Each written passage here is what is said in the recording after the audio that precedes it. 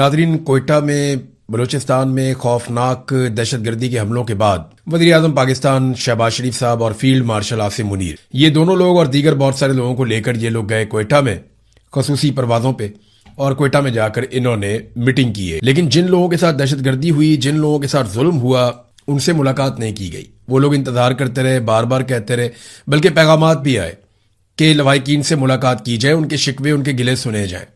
लेकिन ना तो फील्ड मार्शल ने उनकी बात सुनी और ना ही शहबाज शरीफ ने उनकी बात सुनी। देखिए, मामला यह है कि लाशें तो इनको चाहिए, लाशों के साथ नमाज जनाजा के साथ नमाज जनाजा पढ़ते हुए मैयत को कंधा देते हुए तो वीडियो और तस्वीर अच्छी बन जाती है। लेकिन जब जिंदा लोगों से आप बात करते हैं तो वो गिले करते हैं, शिकवे करते हैं, वो सवाल पूछते हैं और सवालों के जवाब इनके पास है नहीं।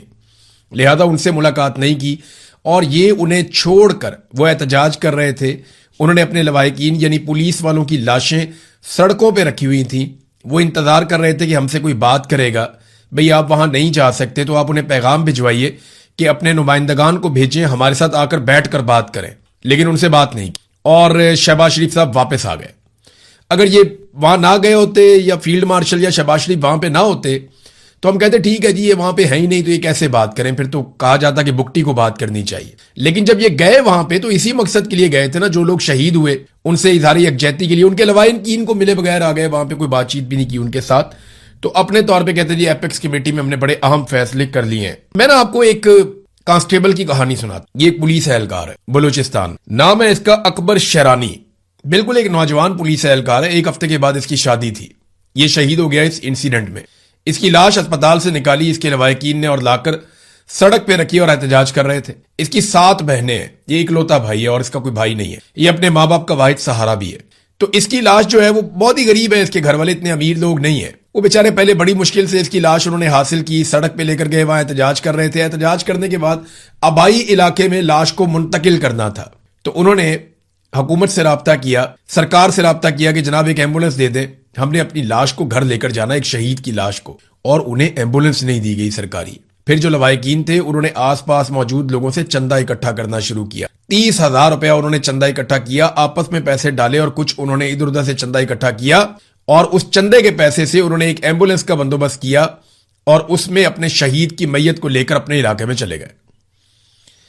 जब वो जिंदा था तो उसको लड़ने के लिए बंदूक नहीं दी, उसको हथियार और एमुनेशन नहीं पहुंचाया, और जो डीएसपी लेकर जा रहा था हथियारों को उसे रास्ते में रोका गया। ये भी एक खबर आई है, मैं इसकी तस्दीक कर रहा हूं, हो जाएगी, कि बजाय इसके कि फोर्सेस फौरी तौर पे हथियार और कुमक पहुंचाती पुलिस वाले जो लड़ रहे थे उनको, जो कुमक या हथियार कोई लेकर जा रहा था उन्हें भी एहलकारों को रोका गया रास्ते में।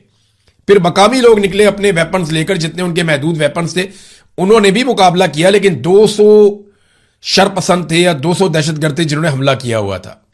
अब ये 200 दहशतगर्द कौन थे ये मैं आपको बताता हूं। इन दहशतगर्दों ने, इतने जालिम लोग हैं, इन्होंने लाशों के ऊपर तेजाब और केमिकल भी फेंका है। अब इनके पास तेजाब कहां से आया, केमिकल कहां से आया, और बिल्कुल कोयटा के करीब बलूचिस्तान में ये लोग पहाड़ों पे कैसे मौजूद हैं। वो तो बड़ा कीमती इलाका है, वहां तो मादनियात है, वो बड़ी जबरदस्त सैरगाह है। उस इलाके में इतने बड़े पैमाने पर दहशतगर्द कैसे आ गए, उन्हें खुराक की रसद कैसे पहुंचती है, उन्हें हथियार कैसे पहुंचते हैं, जबकि इस पूरे एरिया को सिक्योरिटी फोर्सेज ने हर तरफ से घेरा हुआ है।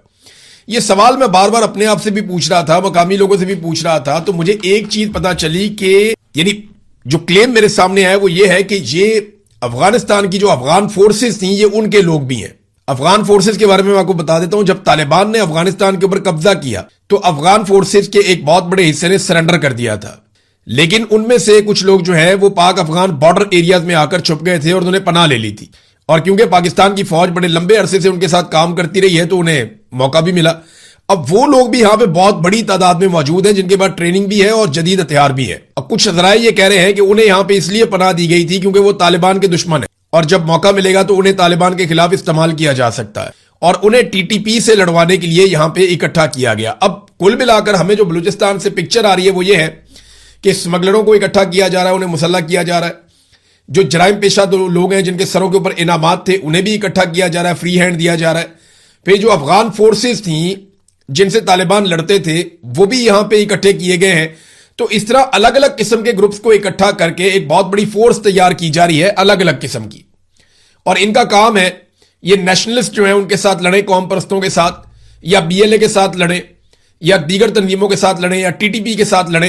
यानी पाकिस्तान में एक के बाद एक प्रॉक्सी बनाई और तैयार की जा रही है। लेकिन याद रखिएगा, प्रॉक्सी बनाने के खेल में पाकिस्तान को हमेशा नुकसान हुआ है।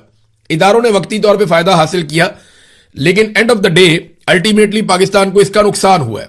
बलूचिस्तान की इस वक्त की सूरत हाल यह है कि ट्रेनें तक बंद कर दी गई हैं, यानी महदूद मुद्दत तक के लिए ट्रेनें बंद कर दी गई हैं और बलूचिस्तान में आमदोरफ्त रोक दी गई है। मैं फिर आपको दोबारा वहां ले जाता हूं कि खसूसी तैयारों के ऊपर बैठ के फील्ड मार्शल और शहबाज शरीफ और उनके लोग पहुंचे हैं कोयटा में। क्यों पहुंचे? कि ये लोग शहीद हो गए थे। अब वो जो शहीद है उनके लिए एम्बुलेंस भी नहीं है। यानी शहबाज शरीफ के लिए, फील्ड मार्शल के लिए, बाकियों के लिए खसूसी तैयारे हैं। वो अपने खसूसी तैयारों में वीवीआईपी प्रोटोकॉल के साथ वो पहुंच जाते हैं कोयटा में। जबकि ये जो शहीद अहलकार है जिसके लिए वहां पे इकट्ठे हुए हैं, इसको इसकी मैयत इसके इलाके तक पहुंचाने के लिए एम्बुलेंस भी नहीं दे रहे। वो बेचारे चंदा जमा करके अपने शहीद अहलकार को लेकर जा रहे हैं। 9 अहलकार नाजरीन बाजियाब करवाए गए हैं। अब इसका क्रेडिट इससे पहले कि कोई ले, मैं आपको असल खबर बता देता हूं। ये 9 अहलकार कैसे बाजियाब हुए, जो रोजनामा कुदरत है उसके अंदर ये खबर छपी है बलूचिस्तान से। वो ये बताते हैं कि अभी तक इन इतलात की मुकम्मल तौर पर तस्दीक या तस्वीर वीडियो सामने नहीं आई, मगर हना ओड़क से जो अगवा होने वाले 9 अफराद हैं उनको मुसल्ला अफराद ने रिहा कर दिया। जराये के मुताबिक मगवी अफराद की रिहाई के लिए कल इलाके के बुजुर्गों और मोतबरीन का एक वफद पहाड़ों में मुसल्ला अफराद के पास गया था। आज मगरिब को मुसल्ला अफराद जो खुद को टीटीपी वाले कह रहे हैं, उन्होंने मगवियों को रिहा कर दिया है। यानी वो जो मुसल्ला अफराद पहाड़ों में बैठे हुए हैं, उन्होंने जो अगवा किए हुए लोग थे उनमें से 9 को रिहा कर दिया है।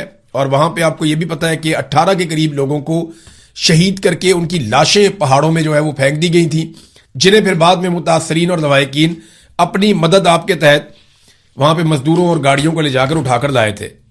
नाजरीन, बलूचिस्तान के हवाले से बड़ी तशवीशनाक खबरें आ रही। लगातार दहशतगर्दी के वाकयात हो रहे हैं।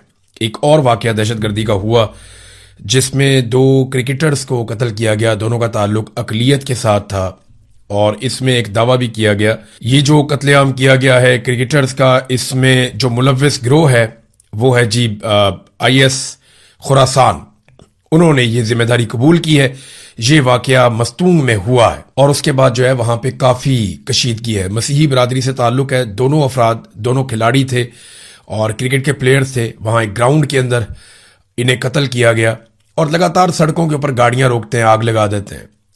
सड़कों से जा रहे हैं जो लोग, उनको अगवा कर लेते हैं, उन्हें कत्ल कर लेते हैं। मुसल्ला जत्थे एकदम आते हैं, आकर पुलिस पे, सिक्योरिटी फोर्सेस पे अटैक कर देते हैं। पूरे के पूरे शहरों पर कब्जे कर लेते हैं। बैंकों को और जितनी भी वहां पे अमलाक है उनको नुकसान पहुंचाते हैं, लूट लेते हैं। पुलिस का असला साथ लेकर चले जाते हैं। एक अजीबो गरीब सूरत हाल है बलूचिस्तान में और कोई मानने को तैयार ही नहीं है। DGISPR ने यह बात तस्लीम की है कि पुलिस के साथ अवाम मिलकर लड़ी है, लेकिन सिक्योरिटी फोर्सेज वहां पे नहीं पहुंची। बार बार बुलाया गया फिर भी नहीं पहुंची। और यही बात इस वक्त जो है अपोजिशन लीडर कौमी असम्बली में महमूद खान अचकजई भी वही बात। वजीर आला साहब कोई शरीफ आदमी होता तो वह इस्तीफा दे देता या किसी को नौकरी से निकाल देता। तो बस इंसान है, मरते रहते हैं और आप बस पाकिस्तान जिंदाबाद कहते रहेंगे। पाकिस्तान इस तरह जिंदाबाद नहीं होगा। पाकिस्तान बहुत बड़ी बर्बादी की तरफ चला जाएगा। हम अपनी अफवाज और अपनी एजेंसियों से दरखास्त करते हैं कि जो आइन का हलफ आपने उठाया है उसका आप ख्याल रखें। जो हमने उठाया है उसका हम ख्याल रखेंगे। सिपाही से लेकर जर्नैल तक उनका यह हलफनामा है कि हम सियासत में हिस्सा नहीं लेंगे, अपने हलफ का ख्याल रखें, पाकिस्तान बच जाएगा।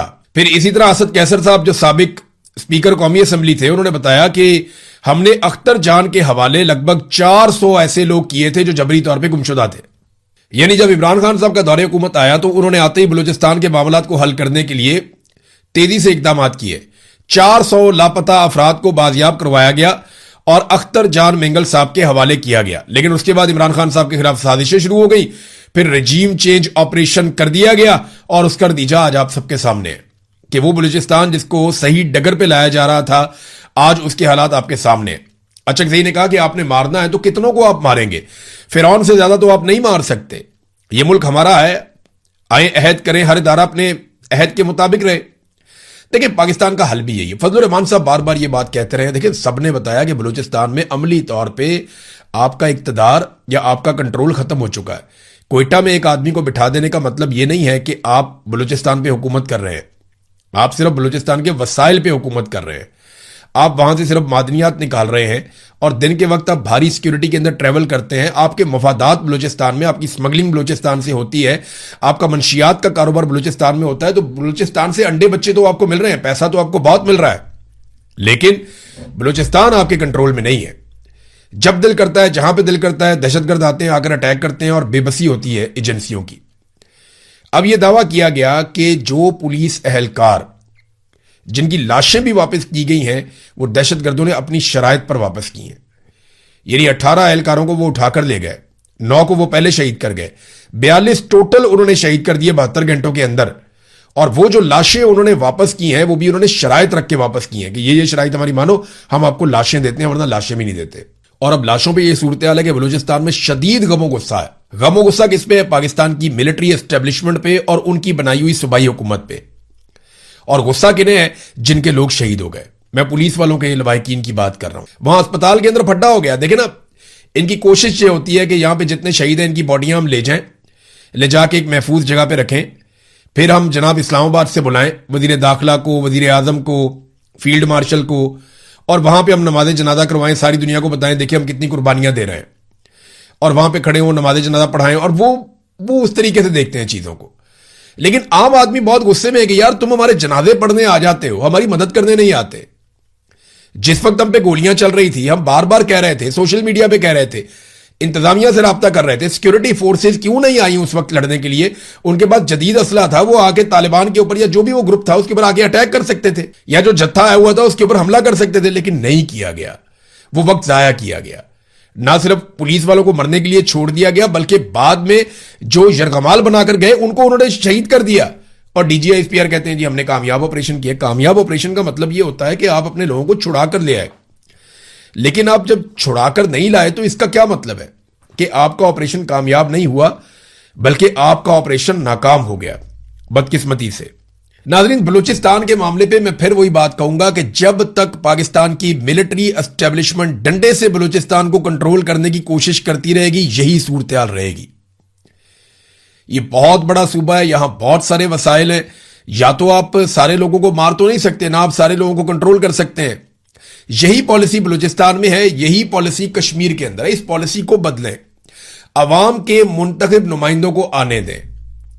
यानी जो अवाम जिन्हें मुंतखब कर दे उन्हें यह हक दे दिया जाए कि आप फैसले करें, हम आपके मुलाजिम हैं, आप हमें तनख्वाह देते हैं, आप जो हुक्म करेंगे उसके मुताबिक हम काम करेंगे। कोर कमांडर भी वैसे ही काम करे, सेक्टर कमांडर भी वैसे ही काम करे, रेंजर्स भी वैसे ही काम करे, एफसी बॉर्डर पे काम कर रही है, ठीक है, वो अपना काम करे, वो वफाकी वजीर दिफा जो है उसके अंडर में। तो जब इदारे अपनी डोमेन में चले जाएंगे, अपनी हुदूद के अंदर चले जाएंगे, तो आप देखिएगा चीजें ठीक होना शुरू हो जाएंगी। लेकिन बदकिस्मती से जब आप डंडे के साथ चीजें ठीक करते हैं, बंदूक के साथ चीजें ठीक करते हैं, तो सारी चीजें ठीक नहीं होती, बहुत सारे प्रॉब्लम्स आते हैं।